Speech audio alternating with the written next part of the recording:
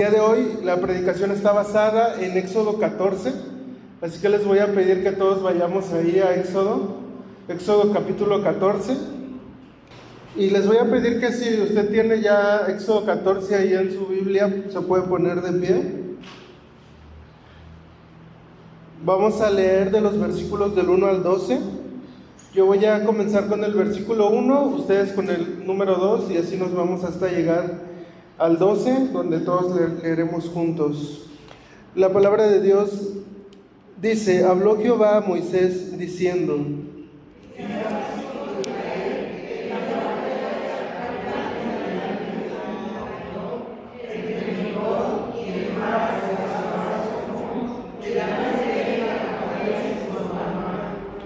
porque Faraón dirá de los hijos de Israel: encerrados están en la tierra, el desierto los ha encerrado.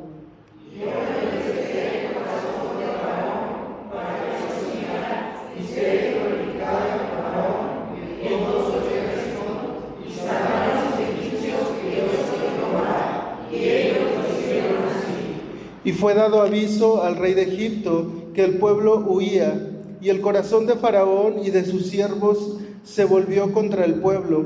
Y dijeron: ¿cómo hemos hecho esto de haber dejado ir a Israel para que no nos sirva?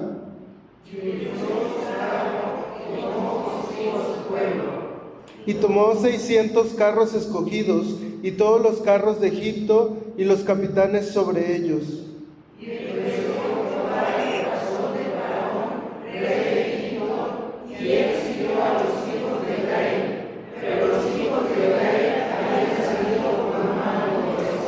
Siguiéndolos pues los egipcios, con toda la caballería y carros de Faraón, su gente de a caballo y todo su ejército, los alcanzaron acampados junto al mar, al lado de Pi-Hahirot, delante de Baal-Zephón.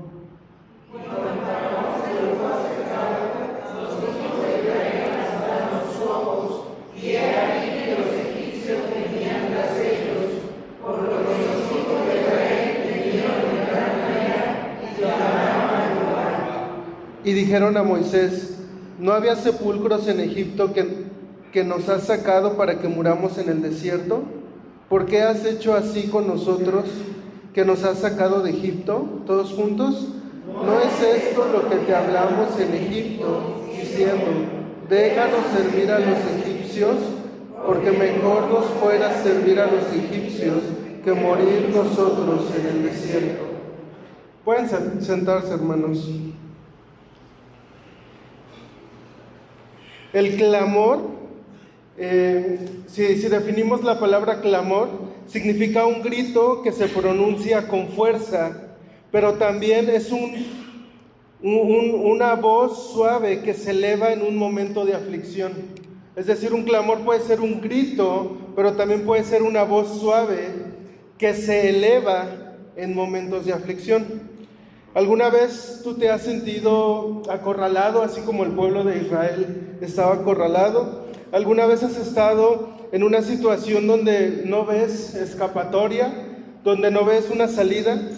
¿Alguna vez has clamado al Señor en medio de la tempestad, en medio de la tribulación, en medio de esta situación donde no has hallado una salida? ¿Has clamado al Señor? ¿Qué le has dicho al Señor en tu clamor? ¿Qué le has dicho al Señor en tu oración? El clamor del pueblo, lo leímos al final, fue: ¿no había sepulcros en Egipto? ¿Qué nos has sacado para que muramos en el desierto? ¿Por qué has hecho así con nosotros? ¿Qué nos has sacado de Egipto? ¿No es esto lo que te hablamos en Egipto diciendo: déjanos servir a los egipcios?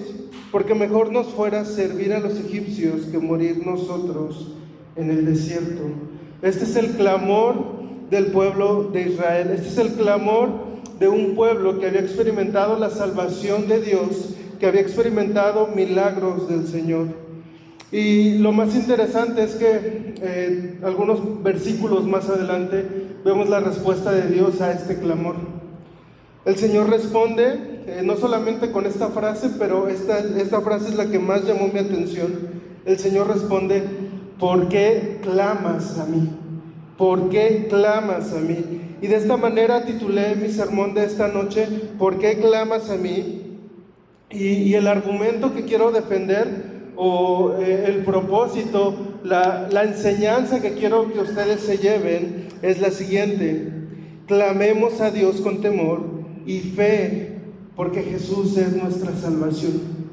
Clamemos a Dios con temor y fe, porque Jesús es nuestra salvación.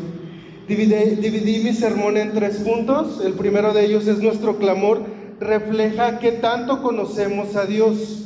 El segundo, nuestro clamor refleja nuestra idolatría. Y el tercero, nuestro clamor debe reflejar que hemos experimentado la salvación en Cristo.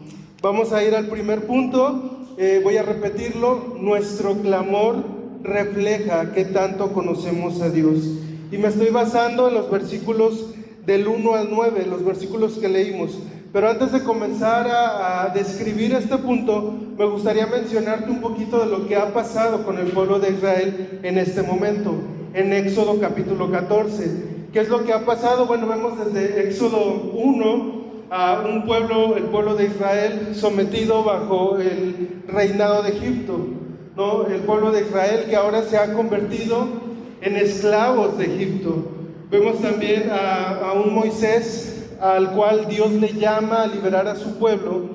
Vemos a un hombre que Dios le llama a comunicar su mensaje al pueblo, a profetizarle al pueblo, pero no solamente eso, sino a liderar la liberación que Dios va a hacer de su pueblo, sacarlo de Egipto. Esa es la liberación. ¿Y qué más podemos ver en estos pasajes o en estos capítulos anteriores? Vemos las 10 plagas, estas 10 plagas que Dios utiliza en varias ocasiones para liberar al pueblo de Israel. La intención de Dios es liberar a su pueblo. 10 plagas, 10 milagros, que probablemente nosotros no hemos experimentado alguna de ellas. Pero la más interesante es la última plaga, la plaga número 10, donde Dios va a tomar la vida de todos los primogénitos de los que habitan en Egipto. La vida de todos los primogénitos que habitan en Egipto, es decir, los primogénitos de los egipcios y los primogénitos de los israelitas o los hijos del pueblo de Dios. Pero ¿qué es lo que hace Dios? Dios les da una salvación a los primogénitos de su pueblo. Dios les da un medio para que los primogénitos de su pueblo puedan ser salvados de la muerte. Recordamos que les pide matar un carnero y tomar su sangre para marcar sus puertas. Y de esta manera era señal para decir que en ese lugar ya se había hecho un sacrificio, ya se había derramado sangre de un cordero y ya no era necesario tomar la sangre del primogénito de esa casa. Pero no solamente eso, en respuesta a esto, el faraón lo que hace es decir: ok, dejemos que el pueblo salga, dejemos que el pueblo se vaya, dejemos que el pueblo sea liberado y salgan cientos de miles de personas. El pueblo había crecido tanto que se contaba en cientos de miles de personas. Entonces el pueblo sale y nosotros vemos en el capítulo número 13, un capítulo anterior al que leímos, cómo el pueblo sale acompañado por la mañana de una nube que les cubría del sol y por la noche de una llama de fuego que les cubría del frío. Vemos Dios habitando con su pueblo, guiando a su pueblo de manera muy cercana y cuidándoles en el camino. Pero ahora sí, ¿qué es lo que pasa en estos pasajes que estamos leyendo? ¿Qué es lo que ha pasado? Bueno, Dios le comunica al pueblo a través de Moisés tomar un camino en específico. Este camino les dice que acampen delante de Pijahirot, entre Migdol y el mar, hacia Baal-Zephón. Sé que los nombres son muy complejos, a lo mejor de pronunciarlos, pero lo que Dios les está diciendo es que no rodeen el mar, sino que crucen sobre estos montes y después acampen delante del mar. Y les voy a tratar de explicar cómo era el lugar donde el pueblo de Israel debía acampar. Pensemos que de este lado tenemos el mar y pensemos que todo alrededor está lleno de montes. Bueno, el pueblo de Israel probablemente venía de esa dirección y venía por algunos senderos. Es decir, no era un camino amplio, eran unos senderos que estaban entre los montes. Es decir, el pueblo de Israel, la única manera de salir de ese lugar donde iba a dormir esa noche, a acampar, la única manera de salir de ahí era cruzando el mar o regresando por los senderos y después rodear el mar. Esa era la única manera en la que Israel iba a poder escapar de ese lugar. ¿Y qué es lo que estos pasajes nos dicen? Que Dios endurece el corazón del faraón. Y el faraón lo que hace es ir tras el pueblo de Israel. Es decir, el pueblo de Israel se encuentra acorralado. El Egipto venía detrás de Israel. Y realmente no había manera, porque de frente tenía el mar, detrás tenía los egipcios y alrededor tenía los montes, las montañas. No había manera de que Israel pudiera escapar, no había manera de que Israel pudiera huir de esta persecución. Esa es la situación en la que se encontraba Israel. A pesar de que el pueblo de Dios había experimentado muchos milagros, a pesar de que el pueblo había experimentado ya la salvación, y a pesar de que Dios es quien les dice, vayan en esa dirección, diríjanse en esa dirección, Dios también les dice su propósito, les dice versículo 3, porque Faraón dirá de los hijos de Israel, encerrados están en la tierra, el desierto los ha encerrado. Versículo 4, y yo endureceré el corazón de Faraón para que lo siga, y seré glorificado en Faraón y en todo su ejército, y sabrán los egipcios que yo soy Jehová, y ellos lo hicieron así. Es decir, Dios le comunica al pueblo que va a endurecer el corazón del faraón para que el faraón salga tras ellos.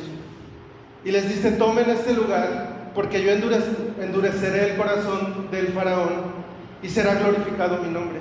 Y Egipto sabrá quién es Jehová. Dios les dice esto al pueblo. El pueblo sabía lo que había de pasar. Sin embargo, cuando se presenta la situación, cuando realmente el pueblo ve a los egipcios tras ellos, dice aquí el pasaje que salieron todos los carros de Egipto, más 600 carros que eran carros especiales, es decir, digamos, por así decirlo, como el FBI, por así decirlo, o fuerzas especiales. O sea, Egipto fue con todo su ejército y con sus unidades especiales, con las mejores unidades, fue Israel tras ellos. Bueno, cuando Israel encuentra esto, el clamor de Israel ya lo leímos. Ya leímos cuál es la respuesta de Israel.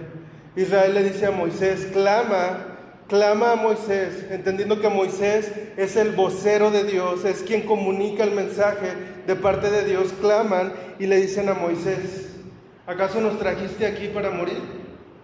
Allá en Egipto había al menos un lugar donde nuestros cuerpos fuesen enterrados, aquí no. Y le dice, ¿recuerdas lo que hablamos cuando estábamos en Egipto? Preferíamos quedarnos allá en Egipto que morir aquí en el desierto. Y esto es lo que refleja el clamor. El clamor de ellos reflejaba que aun cuando habían experimentado muchos milagros, realmente ellos no habían conocido a Jehová. Realmente ellos no habían conocido a Cristo. No habían conocido realmente quién era Dios. Aun cuando ellos habían experimentado muchos de sus milagros, habían experimentado ya la salvación de los primogénitos, habían experimentado la liberación de salir de Egipto, habían visto la llama de fuego y la nube que acampaba con ellos. A pesar de esto, parecía que ellos no habían conocido a Dios, parecía que ellos no entendían que Dios era fiel, parecía que ellos no entendían que Dios tenía un plan y que sus vidas estaban en las manos de ese Dios poderoso, de ese Dios que había demostrado que era el único Dios, que estaba por encima de los dioses egipcios, que estaba por encima del faraón egipcio. Parecía que el pueblo no entendía o no había conocido realmente a Dios. Ahora, hermanos, déjame preguntarte, ¿qué es lo que refleja nuestro clamor? ¿Qué es lo que refleja nuestra oración? ¿Qué es lo que refleja en aquellos momentos en los que nosotros nos sentimos en estas situaciones y clamamos a Dios? ¿Qué es lo que nosotros reflejamos? ¿Alguna vez has clamado así como el pueblo de Israel lo hizo? ¿Alguna vez le has reclamado al Señor porque te ha llevado a un lugar donde tú no quieres estar? ¿Alguna vez le has reprochado al Señor? ¿Alguna vez le has reclamado, le has dicho, ¿por qué, Señor? Yo no merezco estar en este lugar. ¿Alguna vez has hecho esto? Si nosotros hemos reclamado al Señor, si nosotros hemos clamado al Señor de esta manera, es importante que conozcamos a Dios. Es importante que experimentemos quién es Dios. Es importante que vayamos a las Escrituras, que conozcamos quién es ese Dios todopoderoso que nos ha liberado de la muerte, que nos ha dado vida, que nos ha sacado de la muerte. Si nuestro clamor se centra en lo que nosotros queremos, necesitamos conocer a Dios. Cuando conocemos a Dios, clamamos con temor y fe, porque nos sometemos a su voluntad en oración. Agradecemos por su infinita bondad y misericordia y reconocemos que nuestra vida está en las mejores manos. Hermanos, clamemos a Dios con temor y fe, porque Jesús es nuestra salvación. El clamor de Israel no solo reflejaba una falta de conocimiento de Dios, sino también reflejaba idolatría. Y esto es lo que vamos a ver en el punto número 2, que titulé Nuestro clamor refleja nuestra idolatría. Y recordando algunos de los pasajes que leímos, el pasaje específicamente el 4, que ya inclusive lo leí en el punto anterior, Dios da su propósito, la intención por el cual va a poner a Israel en esta situación de peligro, en esta situación de aflicción. El versículo 4 dice, yo endureceré el corazón del faraón para que lo siga, y seré glorificado en Faraón y en todo ese ejército, y sabrán los egipcios que yo soy Jehová. Pero también versículos después, en el versículo 17, dice Dios, y he aquí, yo endureceré el corazón de los egipcios para que lo sigan, y yo me glorificaré en Faraón y en todo su ejército, en sus carros y en su caballería, y sabrán los egipcios que yo soy Jehová, cuando me glorifique en Faraón, en sus carros y en su gente de a caballo. Es decir, Dios había comunicado su propósito. Dios había comunicado la intención por el cual iba a poner en esa situación al pueblo. Y el propósito es glorificarse. El propósito es que que Egipto pudiera reconocer quién era Jehová. Pudieran entender quién era Jehová. Pudieran entender que Jehová era realmente el único Dios verdadero y no sus dioses que Egipto tenía. Esa era la intención de Dios, de llevarlos a esa situación. Pero una vez más, ¿cuál es la respuesta del pueblo de Israel? La respuesta del pueblo de Israel aquí nos refleja idolatría. ¿Y por qué puse idolatría? Bueno, parte de mis anotaciones que tengo en este punto hablan del amor propio. Es decir, el pueblo de Israel se amaba demasiado, se amaba tanto que se preocupó más por su seguridad en ese momento que por lo que Dios había dicho. El pueblo de Israel se amaba tanto que no le importó que esa situación diera la gloria a Dios, sino lo único que le importó es ellos sentirse seguros. Lo único que les importó es que ellos vieran una escapatoria, ellos encontraran una salvación en ese momento. Eso reflejaba su clamor, un amor por sí mismos. No les importó que Dios fuese glorificado en esa situación. Eso es lo que reflejaba el clamor de Israel, un amor propio. El día de hoy el mundo nos enseña una y otra vez, tienes que amarte a ti mismo. El mundo nos enseña, esta frase se nos repite una y otra vez, tienes que amarte a ti mismo. Pero no solamente el mundo, dentro de la iglesia esta enseñanza también existe esta enseñanza donde se nos dice, debes amarte primero a ti mismo y después podrás amar a Dios. El pueblo de Israel se amaba a sí mismo y por lo tanto no amó a Dios, no le importó que Dios se glorificara en esa situación. Se preocupó por él, se amó a sí mismo, no le importó que la gloria de Dios fuera exaltada, que Egipto reconociera que Dios era el único Dios verdadero. Y puse este título, que nuestro clamor refleja nuestra idolatría, porque recordaremos que la idolatría es cuando nosotros ponemos algo por encima de Dios. cuando nosotros ponemos a alguien o algo por encima de Dios. Y lo que estaba haciendo el pueblo de Israel es que se estaba poniendo a sí mismo por encima de Dios. Es decir, Israel se estaba idolatrando. Lo más importante para el pueblo era el pueblo. Lo más importante para ellos eran ellos. Ellos eran sus propios ídolos. Y por eso titulé: Nuestro clamor refleja nuestra idolatría. Y me gustaría preguntarles, hermanos, esta parte del amor propio y la idolatría me lleva a pensar las siguientes preguntas, o a reflexionar en las siguientes preguntas. ¿Cuál es el propósito por el cual nosotros pedimos al Señor un mejor trabajo? ¿O cuál es el propósito por el cual nosotros pedimos al Señor terminar una carrera o quedar en una buena universidad? ¿Cuál es el propósito por el cual nosotros le pedimos al Señor una casa, un auto? ¿Cuál es el propósito por el cual nosotros le pedimos al Señor seguridad, tranquilidad, un ahorro para el futuro? ¿Cuál es el propósito por el cual nosotros pedimos esto? ¿El propósito es glorificar al Señor? ¿O el propósito es sentirnos mejor? ¿Es buscar el progreso? ¿El propósito es sentirnos seguros? ¿Es tener un futuro con mayor tranquilidad? Ese es el propósito por el cual nosotros queremos.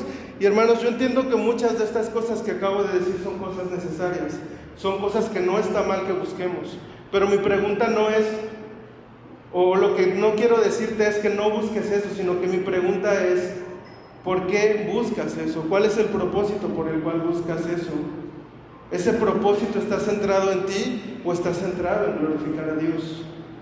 ¿No? Muchas de nuestras ambiciones terminan en tener un futuro tranquilo, en tener un futuro mejor. Muchas de nuestras ambiciones terminan en queremos un futuro más seguro, queremos en un futuro no preocuparnos de nada, ¿no? Muchas de nuestras ambiciones terminan en eso. Anhelamos sentirnos bien, anhelamos un futuro mejor, pero déjame decirte, hermano, que tenemos ya un futuro mejor. Déjame decirte que tenemos el mejor futuro en Cristo. ¿Por qué buscamos un futuro mejor? Porque aquellas ambiciones que hay en nuestro corazón buscan sentirnos seguros o sentirnos plenos. Que no ya somos llenos en Cristo, que no ya somos plenos en Cristo. O sea, nos amamos tanto que no nos importa si lo que pedimos glorifica al Señor, sino que nos importa lo que pedimos nos hace sentir mejor. Ese es el amor propio. Esa es la idolatría que el pueblo de Israel tenía. Y sabiendo, amados hermanos, que nuestro clamor refleja nuestra falta de conocimiento de Dios y nuestra idolatría, debemos ahora preguntarnos, ¿qué es lo que debe reflejar nuestro clamor al Señor? Y esto nos lleva al tercer y último punto que titulé: Nuestro clamor debe reflejar que hemos experimentado la salvación en Cristo. Nuestro clamor debe reflejar que hemos experimentado la salvación en Cristo. El versículo 13 en adelante, no los leímos, los voy a leer. Dicen lo siguiente: Y Moisés dijo al pueblo: No temáis, estad firmes y ved la salvación que Jehová hará hoy con vosotros, porque los egipcios que hoy habéis visto, nunca más para siempre los veréis. Jehová peleará por vosotros, y vosotros estaréis tranquilos. Entonces Jehová dijo a Moisés: ¿Por qué clamas a mí? Di a los hijos de Israel que marchen, y tú alza tu vara y extiende tu mano sobre el mar, y divídelo, y entren los hijos de Israel por en medio del mar en seco. Y he aquí, yo endureceré el corazón de los egipcios para que los sigan, y me glorificaré en Faraón y en todo su ejército, en sus carros y en su caballería. Y sabrán los egipcios que yo soy Jehová, cuando me glorifique en Faraón, en sus carros y en su gente de a caballo. ¿Cuál es la respuesta de Dios? Moisés va a responder primero al pueblo y les dice: no teman. El clamor del pueblo, el clamor del pueblo de Dios reflejaba un temor al que va a pasar. Reflejaban una sensación de estrés, de ansiedad por lo que iba a suceder. Eso era lo que reflejaba el pueblo, un temor por lo que iba a suceder. Pero Moisés les dice: no temas, estad firmes y ved la salvación que Jehová hará hoy con vosotros. Las palabras de Moisés debieron ser las palabras del pueblo cuando se vieron encerrados, cuando se vieron sin escapatoria. Ellos debían esperar que Jehová los salvaría, porque Él lo había prometido. Dice: Jehová peleará por vosotros y vosotros estaréis tranquilos. Entonces Jehová dijo a Moisés: ¿por qué clamas a mí? La respuesta de Dios es: ¿por qué clamas a mí? ¿Que acaso no te comuniqué lo que iba a hacer? ¿Que acaso no viste mis milagros? ¿Que acaso no viste ya o experimentaste ya mi salvación? ¿Por qué clamas a mí? Y enseguida dice: di a los hijos de Israel que marchen. Es decir, ¿qué están haciendo clamando al Señor si ustedes saben que hay salvación? Hagan lo que tengan que hacer, marchen, sigan, obedezcan lo que les he dicho, avancen en el camino que les he dicho. ¿Y qué es lo que va a hacer el Señor? El Señor les va a dar libertad. El Señor les va a sacar de esa situación. No porque el pueblo fuese un pueblo merecedor de ellos, no de esa salvación, sino porque Dios se plació en mostrar misericordia al pueblo, sino porque Dios quería glorificarse en medio de esa situación y que otros pueblos reconocieran que Él era el único Dios verdadero, que Él es el único Dios verdadero. El pueblo de Israel ya había experimentado en varias ocasiones la salvación, una salvación temporal, una liberación también de Egipto. Y hermanos, yo sé que el día de hoy vivimos en un mundo muy difícil. Yo sé que el día de hoy vivimos en un país de mucha inseguridad. Y yo sé que el día de hoy parte de la problemática de nuestro país y del mundo, o parte de las situaciones que viven, es la ansiedad, es el temor a qué va a pasar mañana. Este temor no solamente rodea o permea en toda la gente o en todos los no creyentes, sino dentro de la iglesia también hay un temor por el que va a suceder mañana. Cada vez hay más inseguridad, más pobreza, menos trabajo.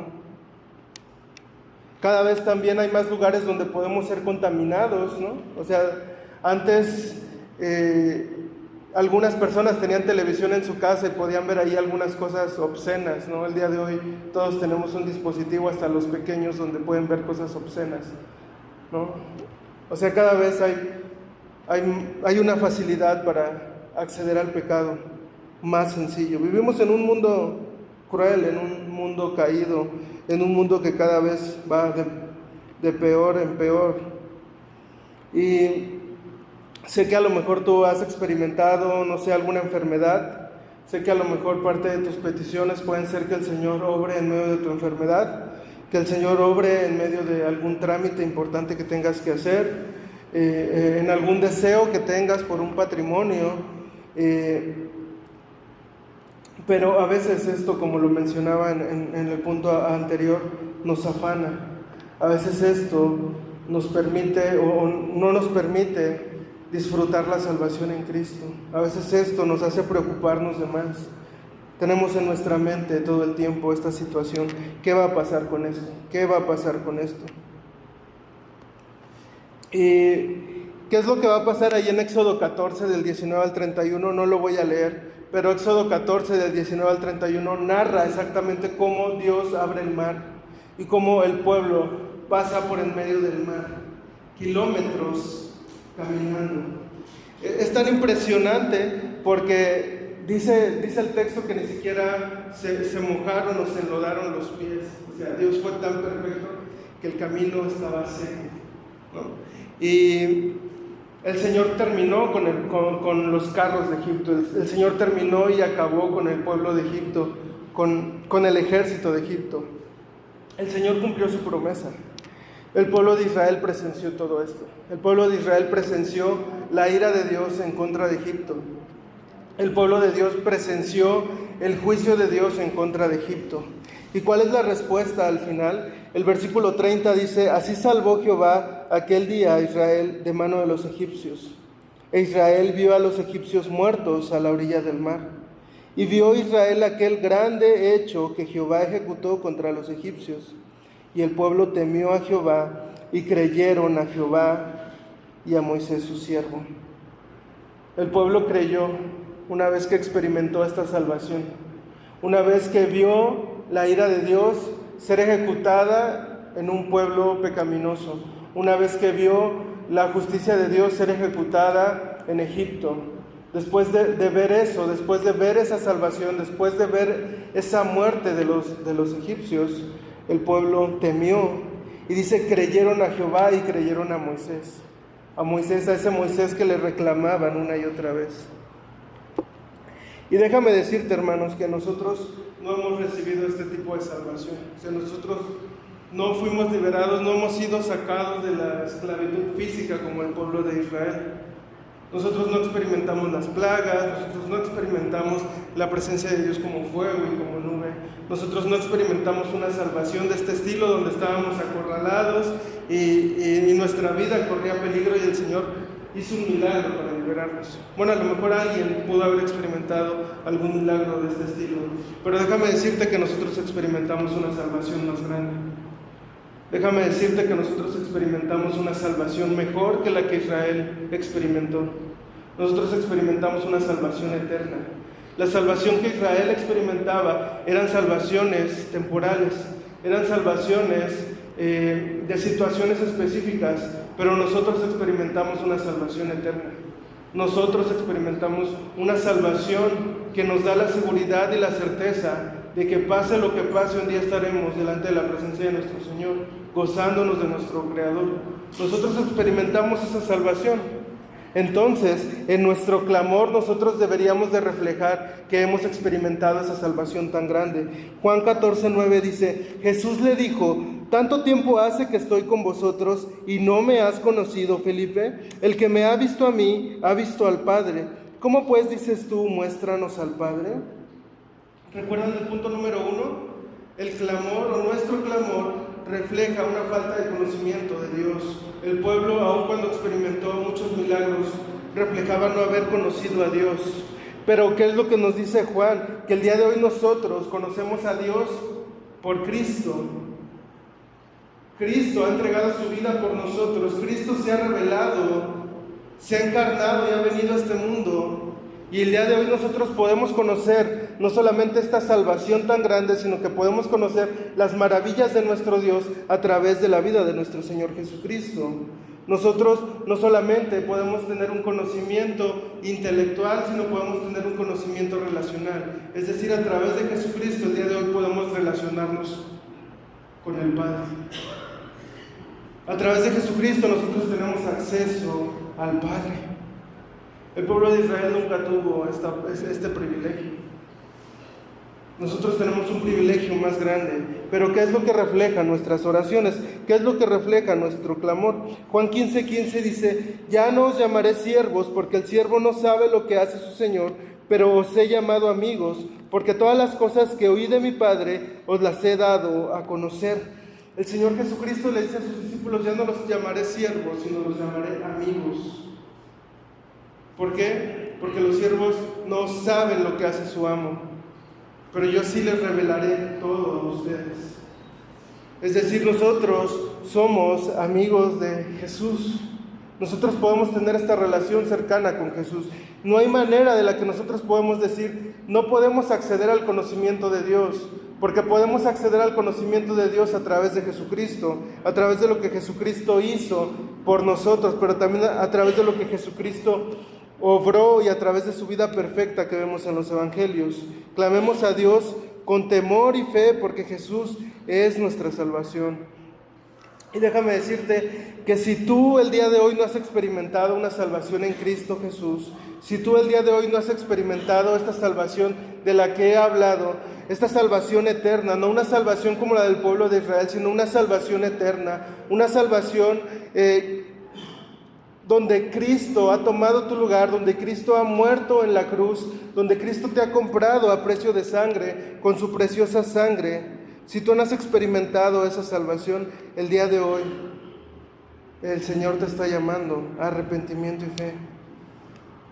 El pueblo estaba esclavizado y la Biblia nos dice que todos el día de hoy, aquellos que no hemos experimentado la salvación en Cristo, estamos esclavizados al pecado.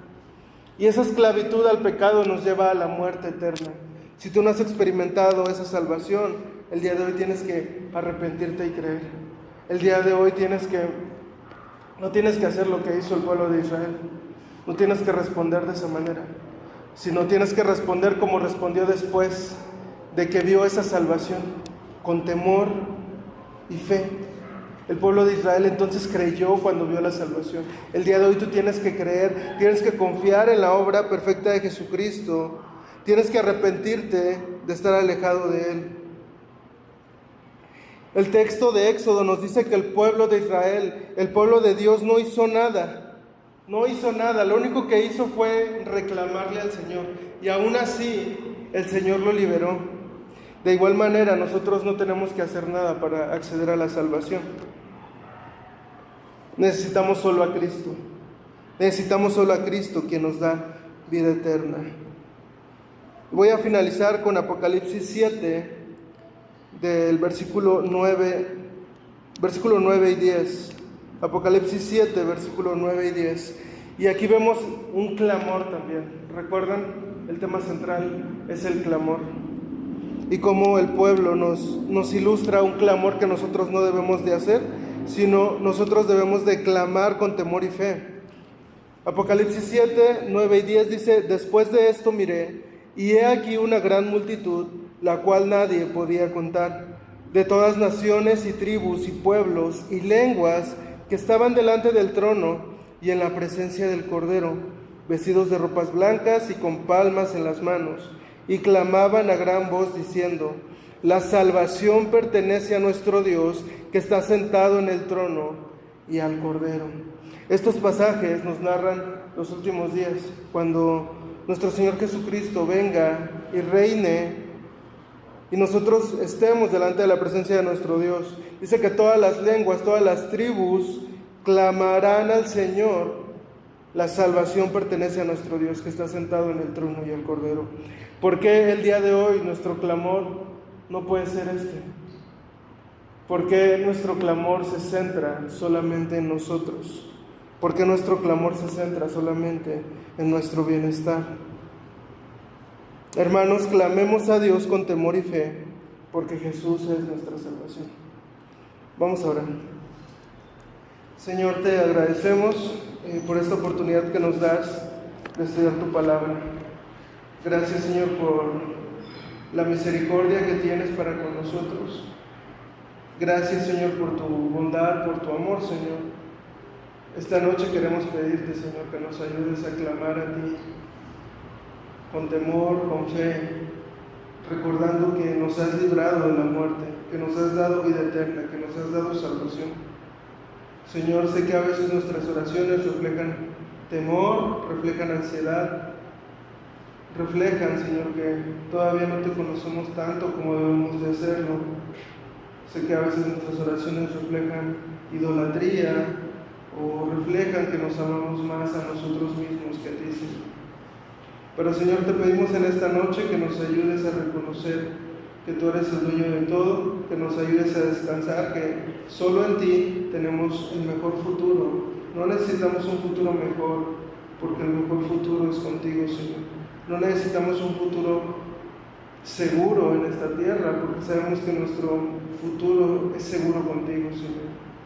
No necesitamos buscar y anhelar esas cosas, Señor, sino necesitamos buscar y anhelar tu presencia. Necesitamos buscar y anhelar tu gloria, Señor. Permite que todo lo que anhelamos, que todo lo que te pedimos, que todo lo que clamamos, Señor, lo hagamos, Señor, pensando en que esto te dará la gloria, en que tú te glorificarás en esto, Señor, y pensando en que a través de esto otros van a reconocer que tú eres el único Dios verdadero. Otros van a reconocer que Jesús murió por cada uno de nosotros y entregó su vida para darnos salvación. Te pedimos, Señor, que nuestro clamor sea de esta manera, Señor. Y también, Señor, que nuestro clamor refleje nuestras vidas, vidas que dependen de ti, vidas que están sostenidas en tus manos, Señor. Te lo pedimos en el nombre de Cristo Jesús.